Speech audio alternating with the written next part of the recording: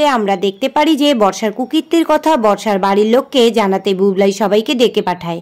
সম্রাটের মুখে সব কথা শোনার পর বুবলাই বর্ষাকে বলে, তুমি আমাকে ঠকিয়েছ। বর্ষা বুবলাইকে বোঝাতে চায় যে মিঠি টাকা দিয়ে সম্রাটকে এখানে এনেছে।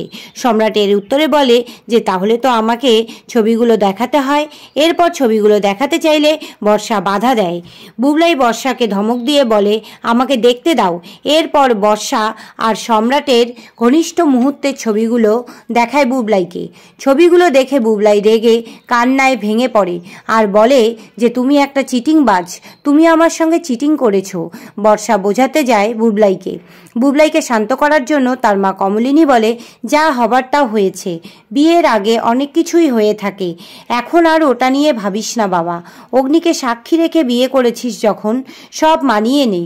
আর বলে যে বর্ষা তোমাকেও বলছি, তুমি নতুন করে সব শুরু করো, সব মানিয়ে নাও।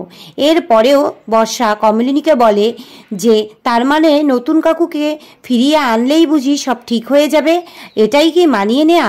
এই কথা শুনে কমলিনী বলে, যতই আমি তোমাকে আগলানোর চেষ্টা করি না কেন, তুমি সুযোগ বুঝে তোমার স্বরূপ দেখাবেই।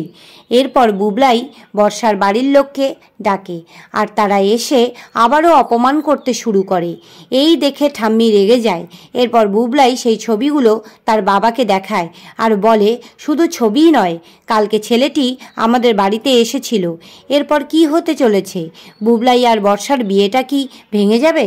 জানতে হলে বাংলা ভিশন চ্যানেলটি সাবস্ক্রাইব করুন, পাশে থাকা বেল আইকনটি ক্লিক করে সবার আগে দেখে নিন পরের আপডেটগুলো।